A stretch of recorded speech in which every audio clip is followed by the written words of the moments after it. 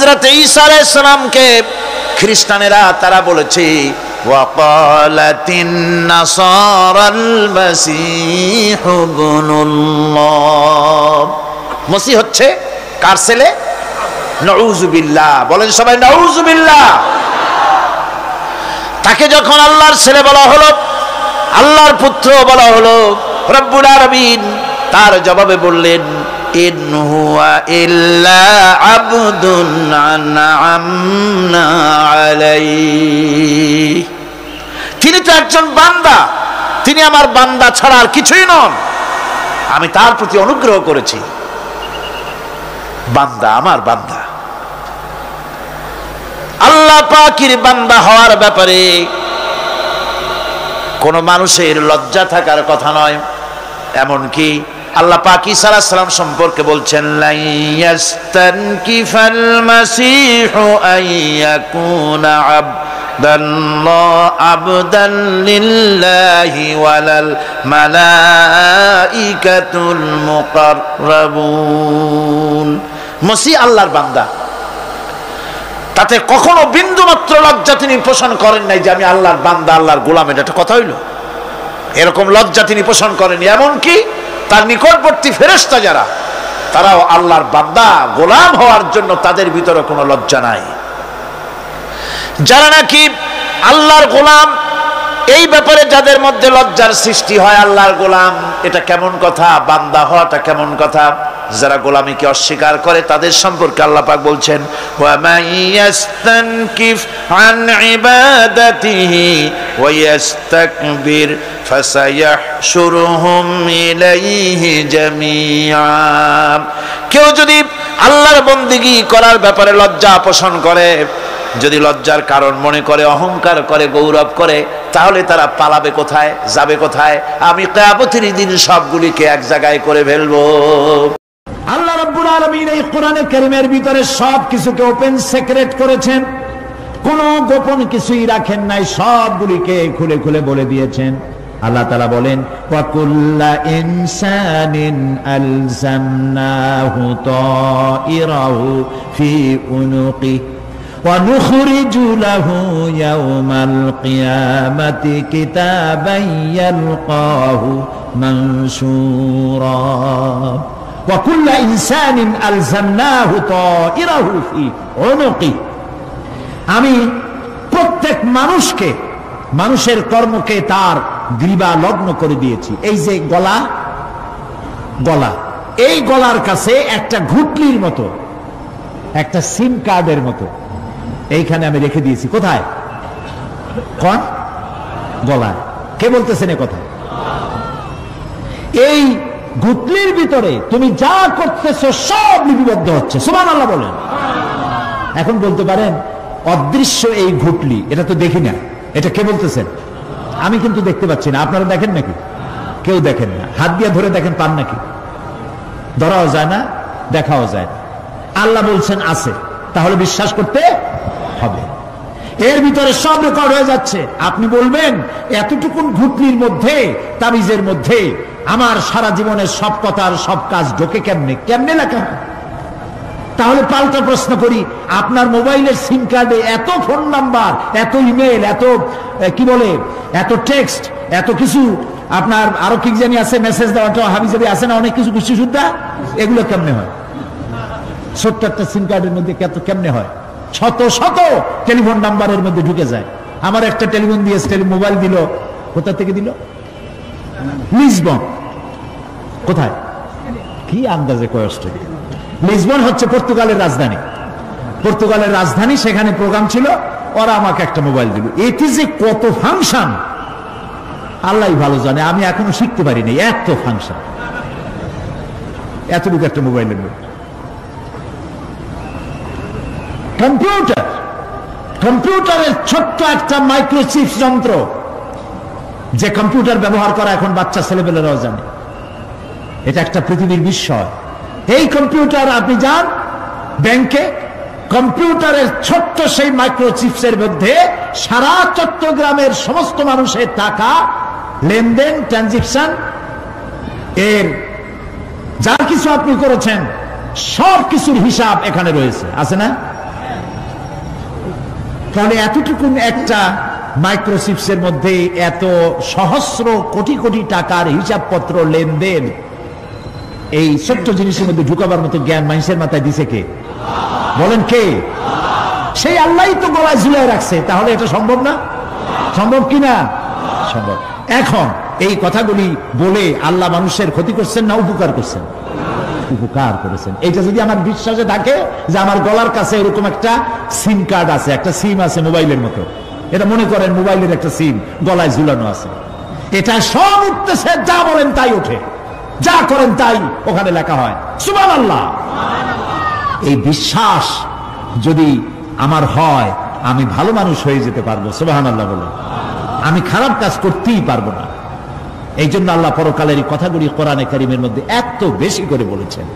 মানুষের চরিত্রবান হওয়ার জন্য আল্লাহর ভয়, পরকালে বিশ্বাস, এর থেকে বড় ওষুধ পৃথিবীতে আর নাই।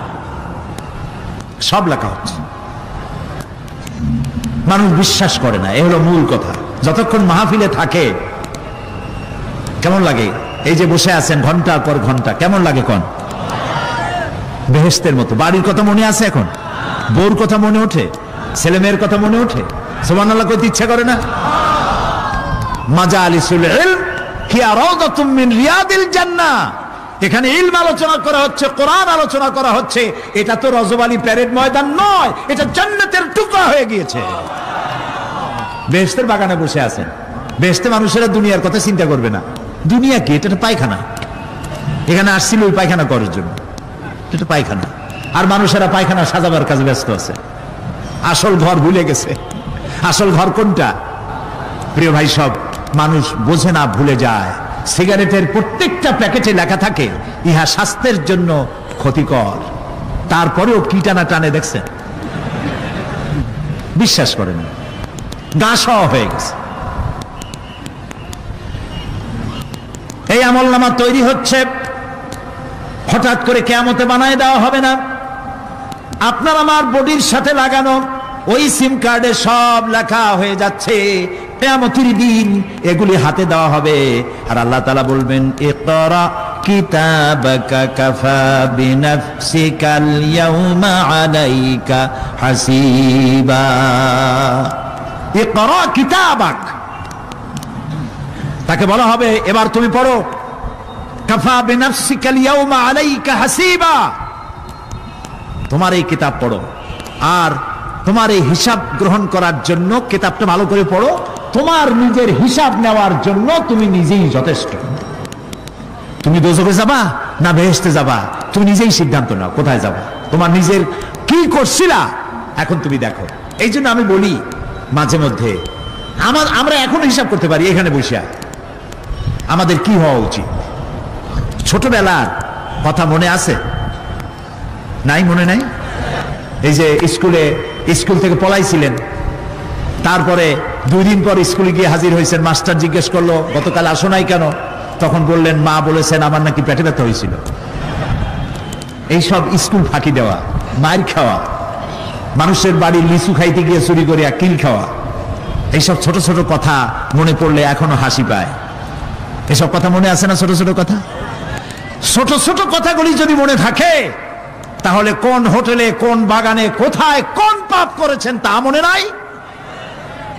এখন নিজে হিসাব করেন জায়গা কোথায় হওয়া উচিত, পাপ করেছেন কত, ভালো কাজ করেছেন কত, নিজে হিসাব করে দেখেন কোন দিকে যাবেন।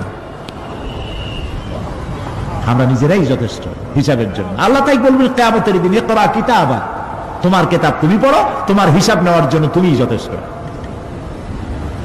আহারে, আল্লাহ রাব্বুল আলামিন বলেন, وَأَشْرَقَتِ الْأَرْضُ بِنُورِ رَبِّهَا وَوُضِعَ الْكِتَابُ وَجِاءَ بِالنَّبِيِّينَ وَالشُّهَدَاءَ بَيْنَهُمْ بِالْحَقِّ وَهُمْ لَا يُظْلَمُونَ।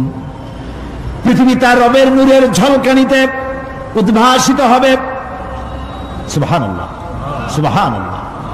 আল্লাহর নূরের ঝলকানিতে গোটা পৃথিবী উদ্ভাসিত হয়ে যাবে। আমলনামা তুলে ধরা হবে, পয়গম্বর এবং সাক্ষীগণকে হাজির করা হবে। এবং সকলের প্রতি সুবিচার করা হবে, তাদের কারো প্রতি জুলম করা হবে না। আল্লাহ গ্যারান্টি দিচ্ছেন কারো প্রতি জুলুম করা হবে না। সুতরাং হে মানুষেরা, ইয়া আইয়ুহাল ইনসানু ইন্নাকা কাদিহুন ইলা রাব্বিকা কাদহান ফামুলাকি। হে মানুষ, তোমার পালনকর্তা পর্যন্ত পৌঁছতে তোমাকে অনেক কষ্ট করতে হবে, এরপর তুমি তার সাক্ষাৎ পাবে, কিয়ামতে তোমার সাক্ষাৎ হবে। কাজী তোমার নিজের আমলকে সুন্দর করে আমলকে তৈরি করে নাও। فَأَمَّا مَنْ أُوتِيَ كِتَابَهُ بِيَمِينِهِ فَسَوْفَ يُحَاسَبُ حِسَابًا يَسِيرًا وَيَنْقَلِبُ إِلَى أَهْلِهِ مسرورا। সুবহানাল্লাহ, সুবহানাল্লাহ।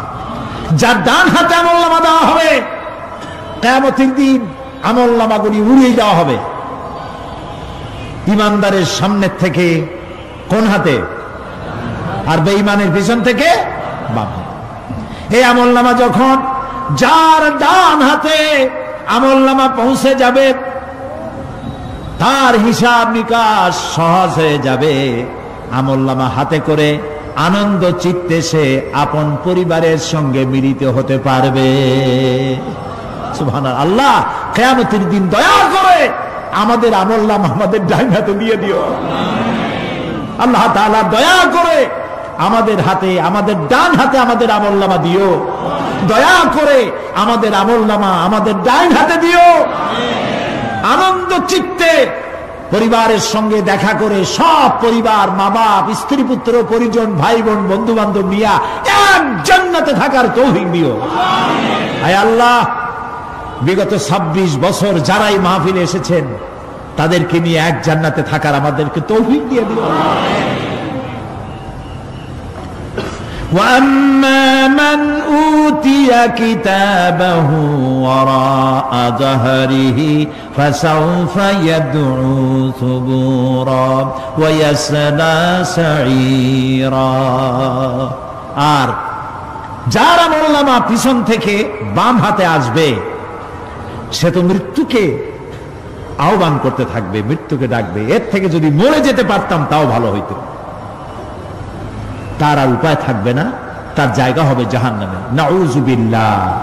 আমরা সবাই বলি নাউযু বিল্লাহ। এরপরে আল্লাহ রাব্বুল আলামিন মিজান খাড়া করবেন, দাড়িপাল্লা। মিজান কি? দাড়িপাল্লা। ইনসাফ কি মুকদ্দাস তারাজু। ইনসাফের প্রতীক কি? তাও করতে পারেন না, জোরে বল না।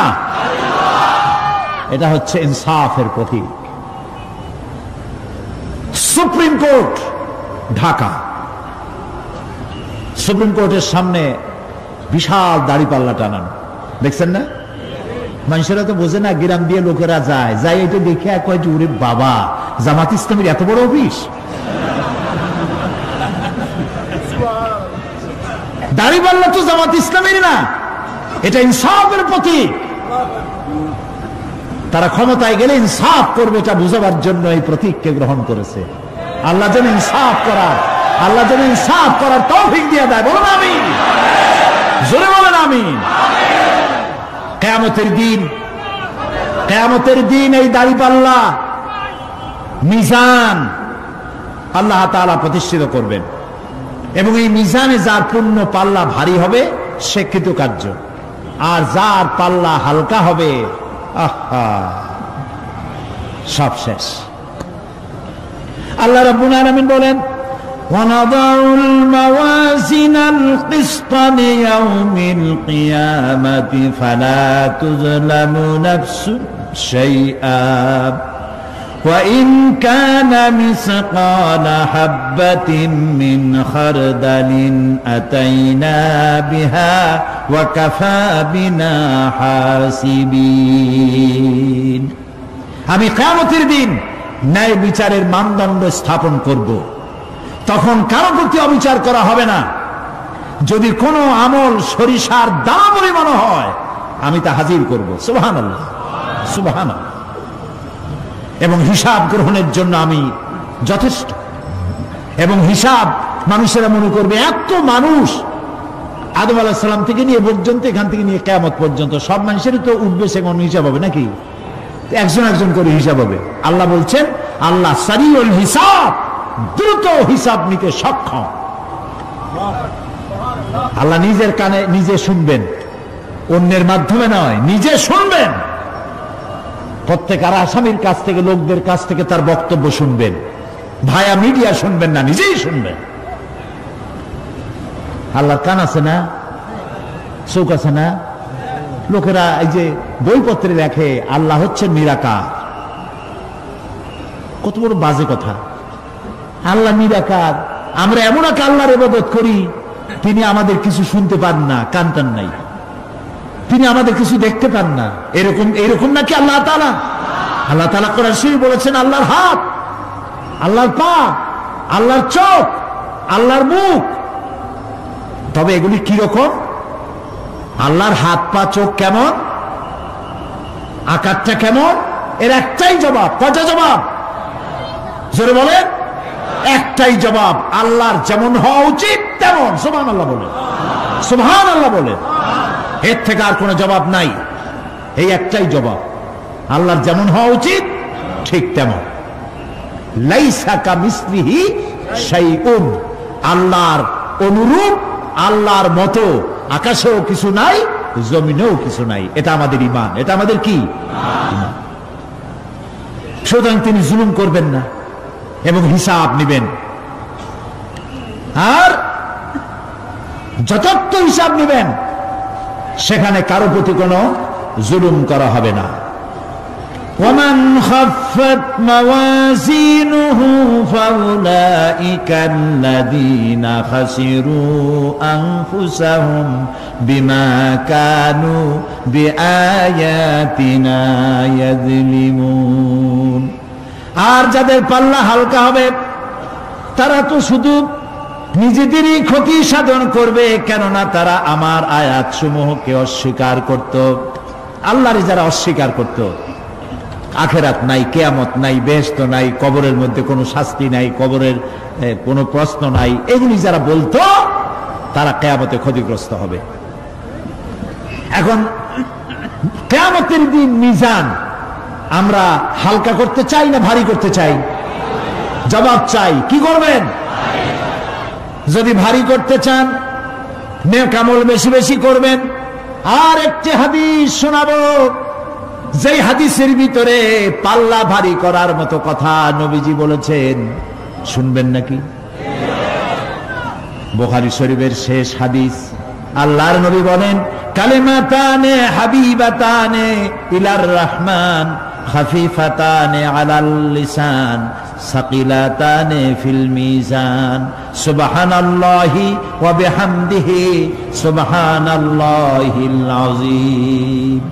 নবীজি বলেন, দুইটা কালেমা, দুটি শব্দ আল্লাহর কাছে খুবই প্রিয়, মুখে উচ্চারণ করা একেবারেই হালকা। আর কিয়ামতের দিন এই শব্দ দুটি দিয়ে আল্লাহ রাব্বুল আলামিন মিজানের পাল্লাকে ভারী করে দিবে।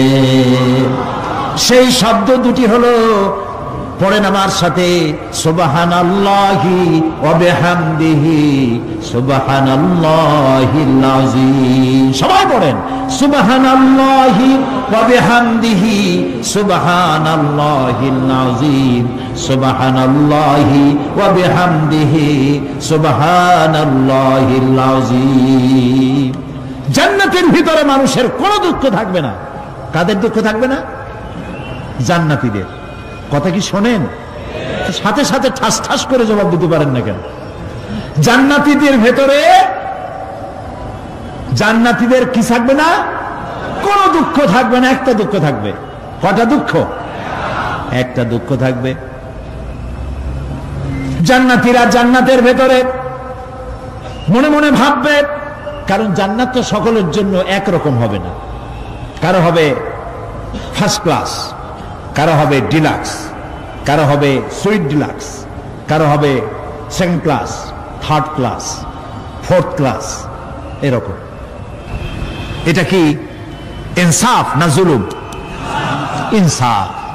আপনি খালি নামাজ পড়ছেন, রোজা রাখছেন, হজ করছেন, জাকাত করছেন, জাকাত দিছেন, হালাল হারাম বাইসা করছেন, আপনারে যে জান্নাত দেওয়া হবে ওই ব্যক্তি যিনি তাহাজ্জুদের নামাজ পড়েছেন, কোরআন বুঝেছেন, কোরআন প্রতিষ্ঠার জন্য আন্দোলন করেছেন, জেল খেটেছেন, জরিমানা দিয়েছেন, ফাঁসির মঞ্চে চড়েছেন, তার জান্নাত আর আমার জান্নাত সমান হওয়া কি উচিত? কাজে আল্লাহ তাআলা তো ইনসাফ করবেন কিয়ামতের দিন। নবীদের, সাহাবীদের, তারপরে দ্বীনের জন্য যে যত পরিশ্রম করেছেন তার পুরস্কারটা সেরকমই হবে। এই জান্নাতের ভিতরে, জান্নাতীদের মধ্যে কোনো দুঃখ থাকবে না, একটি দুঃখ ছাড়া। তারা মনে মনে ভাববেন, রব্বুল আলামিন অমুক অমুক সময় চায়ের দোকানে বসে আড্ডা মেরেছিলাম, বাসের মধ্যে ঘন্টার পর ঘন্টা বসেছিলাম, আজে বাজে চিন্তা করেছি, সময় চলে গেছে ঘন্টার পর ঘন্টা। ওই সময়গুলিতে যদি তোমার নামের জিকির করতাম, তেলাওয়াত করতাম, তাহলে জান্নাতের ভিতরে আজ আমি আরো ভালো ভালো জায়গা পাইতাম। হাদিস শরীফে এসেছে কিয়ামতের দিন জান্নাতীদেরকে আল্লাহ বলবেন, তেলাওয়াত করো আর উপরে উঠতে থাকো, তেলাওয়াত করো আর উপরের দিকে উঠতে থাকো, ধীরে ধীরে পড়ো, ধীরে ধীরে তেলাওয়াত করো। ধীরে ধীরে তেলাওয়াত করতে করতে তোমার তেলাওয়াত জান্নাতের যে স্তরে গিয়ে শেষ হবে, জান্নাতের ওই জায়গা তোমার জন্য বরাদ্দ হবে। এখন যার মুখস্থ সাদি খালি কুল্লু আল্লাহ আর ইজাজা নাসরুল্লাহ, দুই পাও দিয়ে বসে থাকবে, আহারে কোরআন শরীফ মুখস্থ করেন, আল্লাহ যেন আমাদেরকে মুখস্থ করার তৌফিক দেন, বলেন আমিন। এজন্য উৎসাহ থাকা দরকার, উৎসাহ হইলেই আপনি পারবেন। জেহেন শক্তি সকলেরই কম বেশি আছে, চেষ্টা করলেই পারবেন। সেই জন্য আমি বলতে চাই, কিয়ামতের দিন জান্নাত যদি আল্লাহ তাআলা দয়া করে আমাদেরকে নসিব করায় দেন, যদি বলবো না, বলবো আল্লাহ তুমি দয়া করে আমাদেরকে জান্নাত দিও, বলেন আমিন। জান্নাতের ভিতরে এই দুঃখ যেন না আসে, সেই জন্য বাসে যখন চড়েন, গাড়িতে চড়েন, রিকশায় চড়েন, একা একা যাচ্ছেন, গুনগুন করে আল্লাহর জিকির করতে থাকেন, সুবহানাল্লাহি ওয়া বিহামদিহি সুবহানাল্লাহিল আযীম, সুবহানাল্লাহি ওয়া বিহামদিহি সুবহানাল্লাহিল আযীম, সুবহানাল্লাহি ওয়া বিহামদিহি সুবহানাল্লাহিল আযীম। জিকির করেন সবাই কিছুক্ষণ, সুবহানাল্লাহ, আলহামদুলিল্লাহ, লা ইলাহা ইল্লাল্লাহ, সুবহানাল্লাহ, আলহামদুলিল্লাহ, লা ইলাহা ইল্লাল্লাহ, সুবহানাল্লাহ, আলহামদুলিল্লাহ, লা ইলাহা ইল্লাল্লাহ। ভালো লাগে না? মজা লাগে না? প্রাণ খুলে বলেন, সুবহানাল্লাহ ওয়ালহামদুলিল্লাহ, লা ইলাহা ইল্লাল্লাহ, সুবহানাল্লাহ ওয়ালহামদুলিল্লাহ, লা ইলাহা ইল্লাল্লাহ, লা ইলাহা ইল্লাল্লাহ, মুহাম্মাদুর রাসূলুল্লাহ। প্রিয় ভাই সব, এরপরে আল্লাহ তাআলা বলেছেন সিরাতের কথা, কিয়ামতের দিন সিরাত। পুলসিরাতের নাম শোনেন নাই? কথা না কইলে বুঝি কি? শুনছেন? সিরাত। এই সিরাত বলতে বোঝানো হয় এক ঝুলন্ত সেতুকে, যা দোজখ এবং বেহেশতের মাঝখানে সেতু বন্ধন। কিয়ামতের দিন সকল মানুষকে এই সেতু পার হতে হবে। তখন মুমিন ব্যক্তিরা সফলভাবে তা পার হয়ে যাবে, আর এ কাজে ব্যর্থ হবে সে, যে ব্যক্তি ব্যর্থ হবে সে জাহান্নামে নিক্ষিপ্ত হবে। আল্লাহ আল্লাহ আল্লাহ।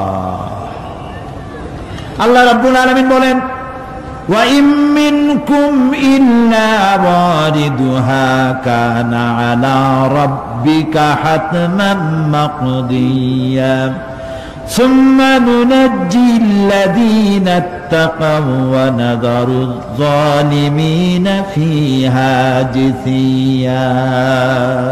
তোমাদের মধ্যে সকলেই তা পার হবে। এটা আপনার রবের ফয়সালা, আপনার আল্লাহর ফয়সালা। এরপর আমি খোদা বিরুদ্ধের উদ্ধার করব, আর জালিমদেরকে সেখানে নত জন অবস্থায় ছেড়ে দেব, মানে জাহান্নামের মধ্যে নিক্ষিপ্ত হবে, আর ঈমানদারেরা পার হয়ে চলে যাবে। সুবহানাল্লাহ। আল্লাহ তাআলার জন্য দয়া করে আমাদেরকে সিরাত বিজলি গতিতে, বৈদ্যুতিক গতিতে আল্লাহ যেন আমাদেরকে পার করে দেন। বলেন আমিন, সবাই বলেন আমিন। এরপরে শাফাত, শেষ দিবসের প্রতি বিশ্বাসী প্রত্যেক ব্যক্তি সুপারিশ বা শাফাতের বিষয়টা বিশ্বাস রাখতে হবে। দুটি শর্তের ভিত্তিতে শাফাত হবে। সুপারিশকারী সুপারিশের জন্য আল্লাহর অনুমতি লাগবে, আর শাফায়াতকৃত ব্যক্তির জন্য আল্লাহর সন্তুষ্টি প্রয়োজন। এই দুটি শর্ত। প্রথম শর্তের প্রতি ইঙ্গিত করে আল্লাহ তাআলা বলেছেন, যেটা আমরা আয়াতুল কুরসির মধ্যে পড়ি, মান যাল্লাযী ইয়াশফাউ ইনদাহু ইল্লা বিইজনিহি। এমন কে আছে যে অনুমতি ব্যতীত আল্লাহর কাছে সুপারিশ করতে পারে? আছে কেউ? কেউ নেই। একথা মনেই করবেন না যে কোন পীর সাহেবের কাছে মুরিদ হইছেন। আমি এরকম পীরের খবরও জানি। আমি পীর বললি আপনারা মনে করবেন না যে আমি পীর বিরোধী লোক, এটা মনে করবেন না। কিন্তু ভালো ভালো পীর আছে যারা ব্যবসা করে পীরগিরি করিয়া,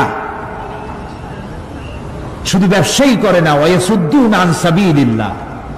সূরা তাওবা, ইন্না কাসীরাম মিনাল আহবারি ওয়ার রুহবান লায়াকুলুনা আমওয়ালান নাস বিল বাতিল ওয়ায়াসুদ্দুনা আন সাবিলিল্লাহ। আহলে কিতাবদের মধ্যে এই ধরনের অনেক পীর দরবেশ আছে। কে বলতেছেন? আল্লাহ। আল্লাহ বলতেছেন আছে। তারা কি করে? তারা জনগণের মালকে বাতিল পন্থায় ভক্ষণ করে, জনগণকে এমন একটা ভাব দেখায় যে আমাদেরকে হাদিয়া তোহফা দিতে পারলে, আমাদের কদমবুসি দিতে করতে পারলেই বেহেশতে চলে যাবা, কারণ আমরা হলাম আল্লাহর এজেন্ট। নাউজুবিল্লাহ। পাও দুইখান আগেই বাইর করে রাখে যাতে লোকেরা কিছু একটা করতে পারে। হায় হায়, এদূর জনগণের মাল খাইয়া যদি পেটে তেল মাইখা, নাবিতে তেল টেল মাইখা ডেকে যদি থাকতো চুপ করে, তাও ভালো হইতো। আল্লাহ কয় যে পর্যন্ত থাকে না, ওয়ায়াসুদ্দুনা আন সাবিলিল্লাহ, আল্লাহর দ্বীন প্রতিষ্ঠার পথে তারা বাধা দেয়। ওর আকীদা খারাপ, ওর এই খারাপ, ওর তাই খারাপ, ওইখানে যাইও না। আল্লাহরে পাইতে হইলে আমার বাড়ি আসো, আমার কাছে মুরিদ হও। আমি ছাড়া ইসলাম কোন জায়গায় নাই। নাউজুবিল্লাহ। সব খারাপ। মানে ইসলাম যেন একটা মনোবল বিজনেস। এটি হচ্ছে একটা ঘিয়ের দোকানের মতো। আমার দোকানেই কেবল ঘাটি ঘি পাওয়া যায়, আর খাঁটি ঘি কোনো জায়গায় পাওয়া যায় না। এই ধরনের শয়তানি কথা বলার কোনো সুযোগ ইসলামে নাই। সুতরাং আপনারা একথা মনেই করবেন না যে কোন পীর সাহেব আপনাকে সুপারিশ করতে পারবেন, এই বিশ্বাস বদ্ধমূল যেন না থাকে। ওটি শর্তাধীন, হইতেও পারে নাও হইতে পারে। এমনও তো হতে পারে আপনার পীরে কে সুপারিশ করে তাই কিয়ামতের দিন তিনি হয়রান হয়ে যাবেন। এমনও হতে পারে না? পারে না? পারে কিনা? সেই জন্য এটা ভরসাই করবেন না। কেউ কেউ আবার দুই পীরের কাছে মুরিদ হয়। ধারণা এই দুইজনের কাছে মুরিদ হয়েছি, দুইজনে দুই হাত ধরিয়া কিয়ামতে এরকম করে মেরে দিবে, আমি জান্নাতের বারান্দায় গিয়ে বসবো। জান্নাত তোমার মামু বাড়ির বারান্দা। এত সহজ, এত সহজ। নবীরা কানতে কানতে হয়রান হয়ে গিয়েছে। নবী করিম সাল্লাল্লাহু আলাইহি ওয়াসাল্লাম তাহাজ্জুদের নামাজ সামান্য সময় ঘুমাইয়া নামাজ শুরু করে দিতেন। সূরা বাকারা শেষ, আলে ইমরান শেষ, সূরা নিসা শেষ, মায়েদা শেষ, আরাফ শেষ। সাহাবায়ে কেরাম মনে করতেন রাসূল বুঝি এই নামাজের রুকুতে আর যাবেন না, ফজর হয়ে যাবে এক রাকাতে। যখন রুকুতে যেতেন মনে হতো আর উঠবেন না, যখন সেজদায় যেতেন মনে হতো ইন্তেকাল করেছেন। হযরত আয়েশা বলেছেন, আমাদের মা জগৎ জননী হযরত আয়েশা রাদিয়াল্লাহু তাআলা আনহা বলেছেন, রাসূলুল্লাহ সেজদায় পড়ে যেভাবে কাঁদতেন, চুলার উপরে হাড়ি তুলে দিলে ভাত রান্না করার সময় যেমন একটা আওয়াজ হয় ভাতের হাড়িতে, শোনেন নাই আওয়াজ? রাসূলুল্লাহর কলিজার ভেতর থেকে কান্নার গুমরে আওয়াজ এভাবে উত্থিত হতো। সকাল বেলায় জুতা পায়ে পড়তে পারতেন না, পা মোবারক ফুলে বড় হয়ে যেত। বেহেশত এত সহজ? প্রিয় ভাই সব,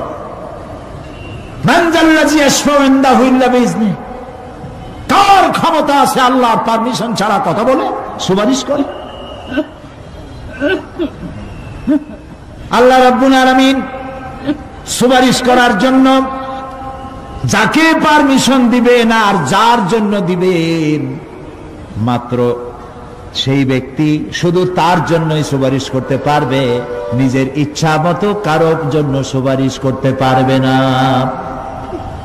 আমাদের জাতির পিতা নাম কি? সব সময় মনে রাখবেন, আদৌ বলবেন না। এই প্রশ্নে কোনো আপোষ নাই। জাতির পিতা কে? হযরত ইব্রাহিম আলাইহিস সালাম কিয়ামতের দিন আল্লাহ রাব্বুল আলামিনের দরবারে ফরিয়াদ করবেন, রব্বুল আলামিন আমার আব্বাজানের জন্য সুপারিশ করি, তুমি দয়া করে তাকে জাহান্নাম থেকে বাঁচায়া দাও। রব্বুল আলামিন বলবেন, ইব্রাহিম তোমার এই সুপারিশ মঞ্জুর হলো না। ইব্রাহিম আলাইহিস সালামের সুপারিশ মঞ্জুর হবে না। আল্লাহ তাআলা বলবেন, ইব্রাহিম আজর তোমার পিতা হতে পারে, কিন্তু আমার খলিলকে আগুনে ফেলার ষড়যন্ত্রে লিপ্ত ছিল, আমি তারে ক্ষমা করব না। নবী করিম সাল্লাল্লাহু আলাইহি ওয়াসাল্লামকে প্রশ্ন করা হয়েছে, রাসূল আপনার মা বাপের অবস্থা কি হবে? রাসূলুল্লাহ বলেছেন, কিয়ামতের দিন আমি আমার মা বাপের কোনো উপকারে আসব না।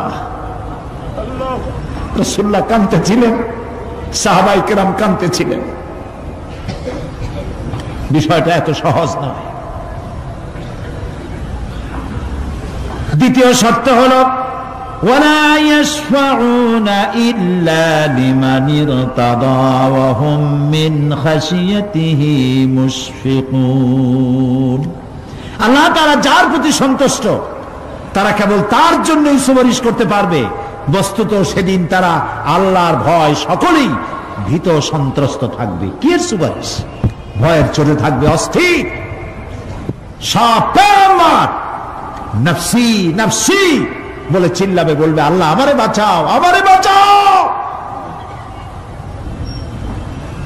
মুসা আলাইহিস সালাম, নূহ আলাইহিস সালাম, ইব্রাহিম আলাইহিস সালাম, ইয়াকুব আলাইহিস সালাম, সব নবীরা কাঁদবেন, বললে আল্লাহ আমারে বাঁচাও, আমারে বাঁচাও। সেই দিন মাত্র এক ব্যক্তি উম্মতের জন্য কাঁদবেন, সুপারিশ করতে পারবেন, উম্মতের জন্য কাঁদবেন, তার নাম বিশ্বনবী মুহাম্মাদুর রাসূলুল্লাহ সাল্লাল্লাহু আলাইহি ওয়াসাল্লাম। এই জন্য নবী কিয়ামতের দিন তিনি যেন আমাদের সুপারিশ করেন, এই জন্য আল্লাহর দরবারে আমাদের দোয়া করতে হবে, আল্লাহ তাআলা নবীর সুপারিশ আমাদের জন্য তুমি নসিব করে দাও। হ্যাঁ আল্লাহ তাআলা কিয়ামতের দিন তোমার নবী আমাদেরকে যেন উম্মত বলে পরিচয় দেয়। এই জন্য কারোর উপর ভরসা টরসা করবেন না, নিজের আমলটা ভালো করে গঠন করেন। আল্লাহ তাআলা কোরআন শরীফে বলেছেন, ইয়া আইয়ুহাল্লাযীনা আমানু আবতাগু ইলাইহিল ওয়াসিলা, হে বিশ্বাসীরা তোমরা ওসিলা তালাশ করো। এইটার একটা ভুল অর্থ করেছে লোকেরা, তারা বলেছে ওসিলা তালাশ করো মানে পীর ধরো। আবার বলে কি, যার পীর নাই তার পীর শয়তান। নাউযু বিল্লাহ। তাহলে ইমাম আবু হানিফা রাহমাতুল্লাহ আলাইহির পীর কে? ইমাম শাফির পীর কে? সাহাবায়ে কেরামদের পীর কে? কাজে এই সমস্ত বেয়াদবি কথা আদৌ বলা উচিত নয়, এগুলি বেয়াদবিপূর্ণ কথা।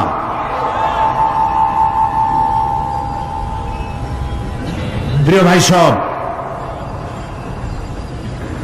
আল্লাহ রাব্বুল আলামিনের উপরে ভরসা করে নিজের আমলকে ভালো করতে হবে। আবতাগু ইলাইহিল ওয়াসিলা আয় আমলে সালেহ। আবতাগু ইলাইহিল ওয়াসিলা, তুমি নেক আমলের ওসিলা ধরো আল্লাহর কাছে, নিজের আমলগুলিকে ভালো বানাও, ভালো ভালো কাজ করো। সুপারিশ সম্পর্কে সর্বশেষ কথা বলতে চাই। আল্লাহ রাব্বুল আলামিন বলেন, কুল লিল্লাহিস শাফাআতু জামিআ লাহু মুলকুস সামাওয়াতি ওয়াল আরদি সুম্মা ইলাইহি তুরজাউন।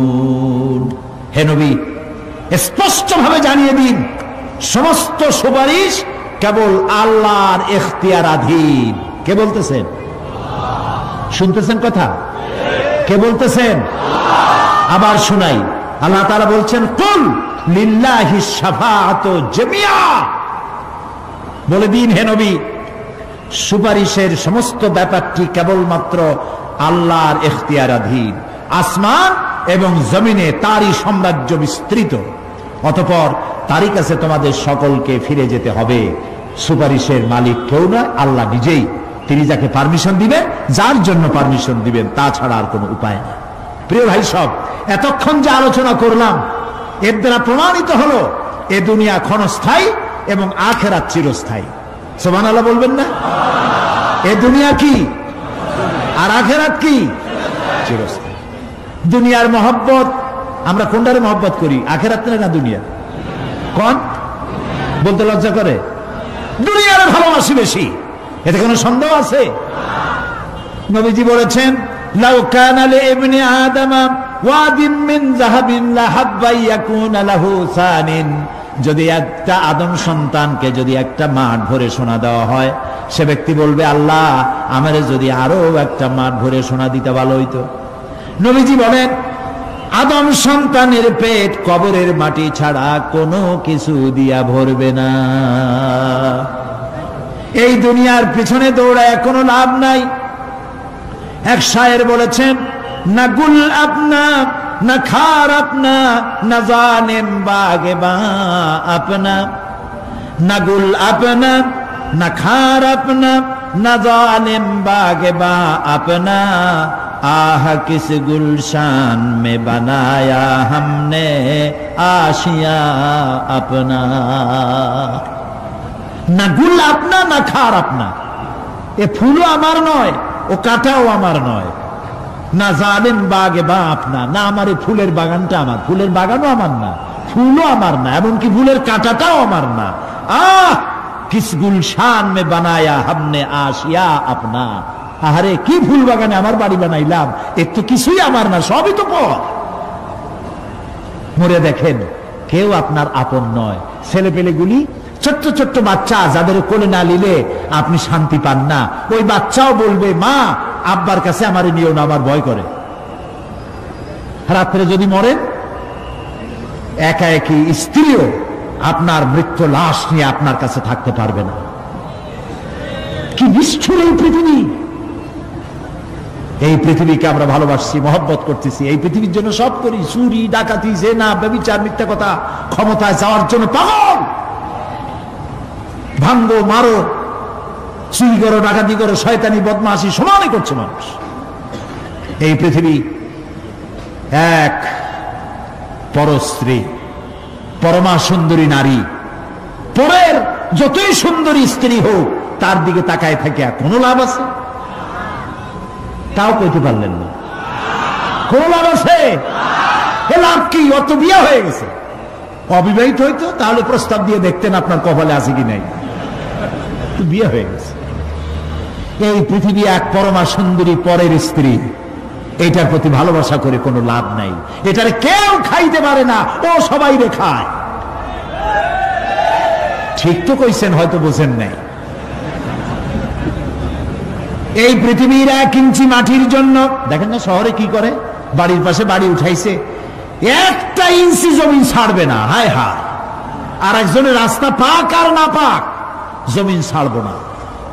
অন্যের জমিন দখল করায় কি মজা পায়! হায় হায়! অন্যের জমিন নেওয়ার জন্য পাগল হয়ে যায় মানুষ। দুনিয়াকে ভালোবাসে, 1 কাঠা জমির জন্য, 1 আঙ্গুল জমিনের জন্য মামলা মোকদ্দমা, জজ কোর্ট, হাইকোর্ট, সুপ্রিম কোর্ট, তারপরেও ছাড়ে না। ঠিক না?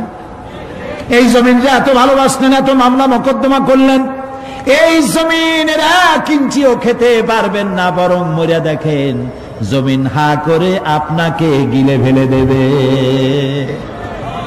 আপনার হাড্ডি গুড্ডি গুস্ত সুদ্ধা মিশে যাবে এই মাটিতে। পৃথিবীকে ভালোবাসে কোনো লাভ নাই। স্ত্রী পুত্র পরিজন যার যতটুকু পাওনা দিবেন, ভালোবাসবেন, কিন্তু মূল ভালোবাসা কলিজাটা ভরা থাকবে আল্লাহর জন্য। কার জন্য? স্ত্রীর ভালোবাসা স্ত্রীকে দিবেন, মায়ের শ্রদ্ধা, বাপের শ্রদ্ধা, সন্তানের ভালোবাসা আলাদাভাবে দিবেন। আর সব থেকে যিনি ভালোবাসা পাওয়ার দাবিদার, তার জন্য রাতের বেলায় জাগুন, সিজদা দিয়ে কাঁদতে থাকুন। এই চোখ দুটা কে দিছে? এই জিহ্বা কে দিছে? এই কান কে দিয়েছেন? এই সুন্দর শরীর কে দিয়েছেন? বলার তৌফিক, শোনার তৌফিক কে দিয়েছেন? এই হক আদায় করতে গভীর রাত্রে জাগতে হবে, পাইকারি দরে ঘুমায়েন না, একটু জাগুন, শেষ রাত্রে উঠুন, শেষ রাত্রে জেগে প্রেম করুন আল্লাহর সাথে। প্রেম কি ঢোল পিটায় করা যায়? ইনকিলাব, সংগ্রাম, এইসব পত্রিকায় বিশাল হেডিং দিয়ে কেউ প্রেম করে? বিজ্ঞাপন দিয়ে, টেলিভিশনে বিজ্ঞাপন দিয়ে প্রেম করে। প্রেম করে কিভাবে? গোপনে, আর মিলিত হয় নির্জনে। সবচাইতে বড় প্রেমিক হবে নিজে হতে হবে, আর আল্লাহকে সব থেকে বেশি ভালোবাসা দিতে হবে। সেজন্য আল্লাহ রাব্বুল আলামিন বলেছেন প্রেম করার জন্য কিছুটা নির্জনতা প্রয়োজন। এজন্য দিনের আলোতে ওয়াজআলনান নাহারা মাআশা, দিন বানাইছি রুজি রোজগার করার জন্য। ওয়াজআলনাল লাইলা লিবাসা, আর রাত বানাইছি শান্তির বাহন হিসাবে, আচ্ছাদন। সূর্যের আলোর ঝলকানি চলে গেছে, আলোর তীব্রতা আর নাই। গোটা পৃথিবীর উপরে আমি একটা কালো চাদর দিয়ে ঢেকে দিলাম রাতের আধার, আর একেবারে অন্ধকার না করে আকাশে ডিম লাইটের মতো করে কতগুলি তারা জ্বালায়া দিলাম। এখন কেউ জেগে নাই, সব ঘুমানো। আমার প্রেমিক কে আছো? ওঠো, উজু করে সিজদায় পড়ে যাও, সিজদায় পড়ে যাও, কান্দো, গুনাহ মাপ চাও, যা করেছো মাপ চাও। তুমি গুনাহ করেছো আর আমি মাফ করার মালিক। ইন্নাল্লাহা ইয়াগফিরুয যুনুবা জামিআ, সব মাফ করে দেব, গুনাহগুলি নেকি দিয়া বদলায় দেব। আমার কাছে কাঁদো, চোখের পানি ফেলো। প্রিয় ভাই, সব রাতে জাগতে শিখুন।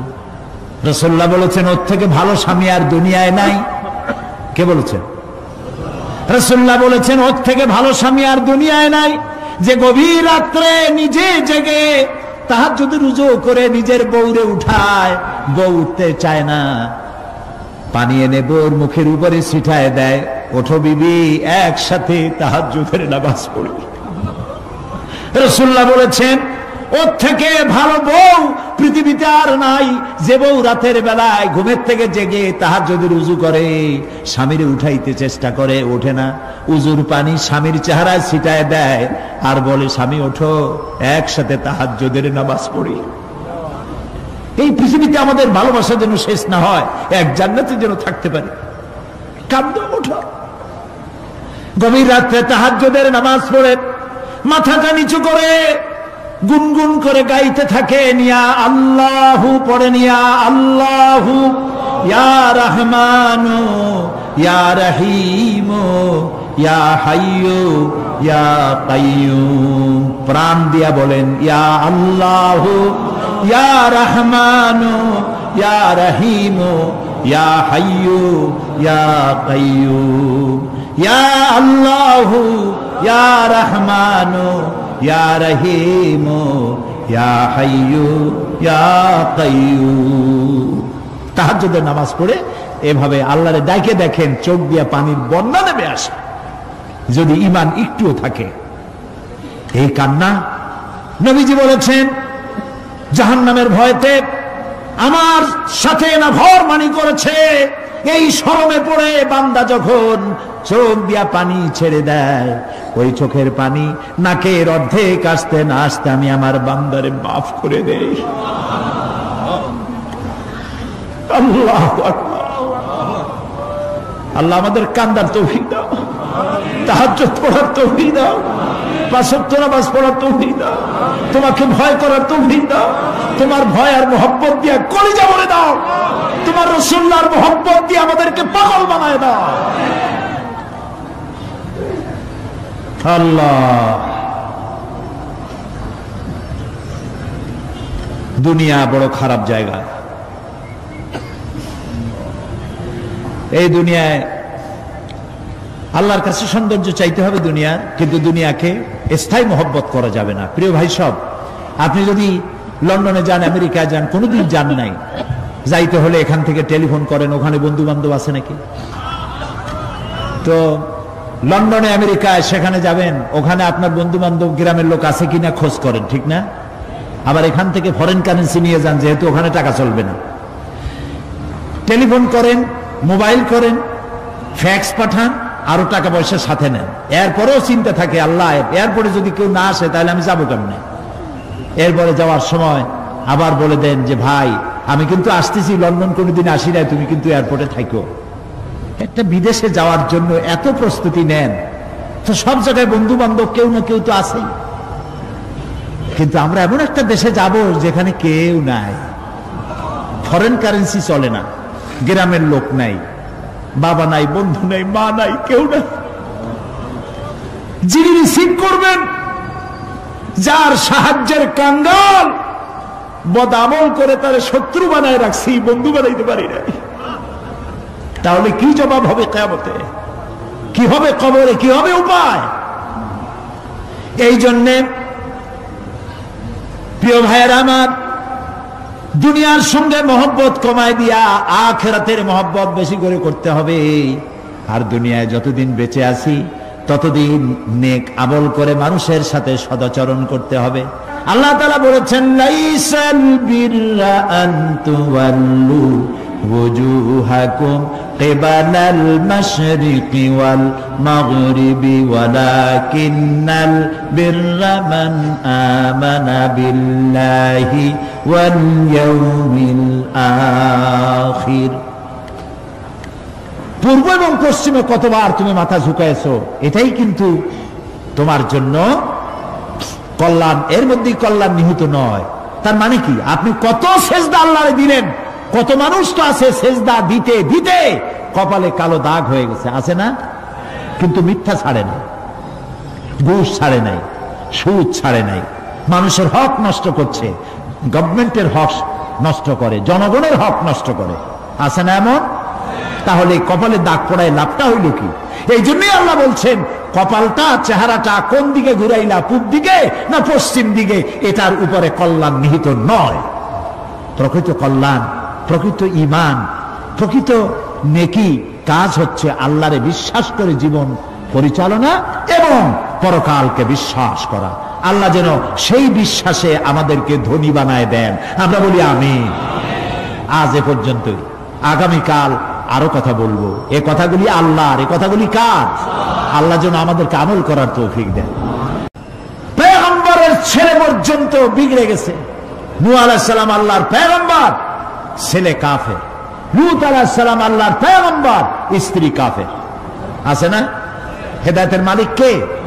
দেখেন, ফেরাউন কাফের, স্ত্রী আসিয়া মুমিনা। সুবহানাল্লাহ বিহামদি। চিন্তা করা যায় হেদায়েত কত বড় নিয়ামত।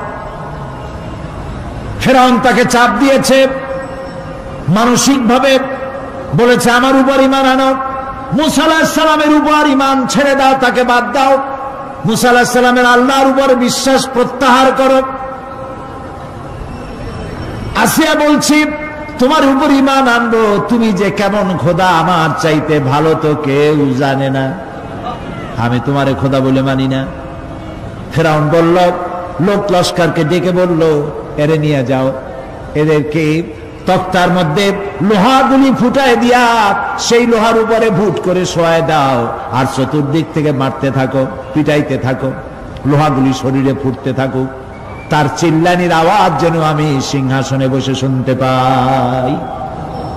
আল্লাহর এই বান্দিকে তক্তার উপরে হাজার লোহা পিটাইয়া তক্তা উল্টায় দিয়েছে। লোহাগুলি কি হয়েছে? খাড়া হয়ে গেছে, ওর উপরে ভুট করে শোয়াইয়া পিটানো শুরু হয়েছে। হযরতে আসিয়া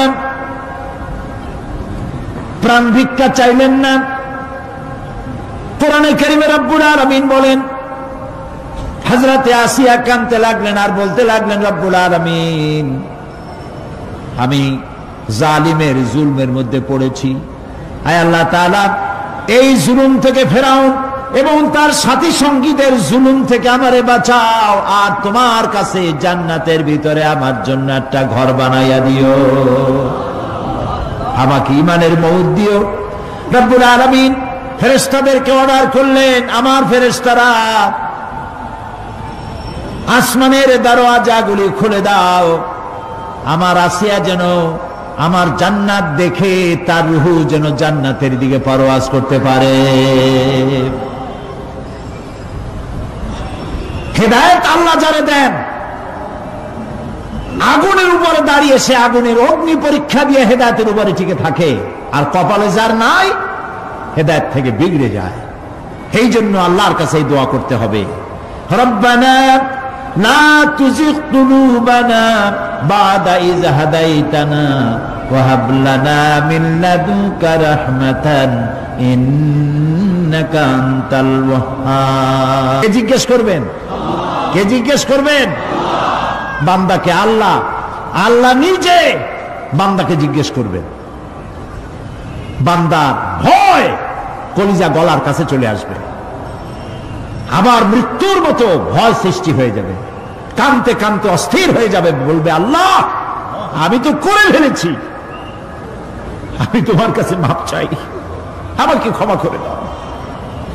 বান্দার এই হয়রানি আর পেরেশানি দেখে আল্লাহ রাব্বুল আলামিন বলবেন, বান্দা যাও, চলে যাও, আমার জান্নাতে চলে যাও, আমি তোমার মাফ করে দিলাম।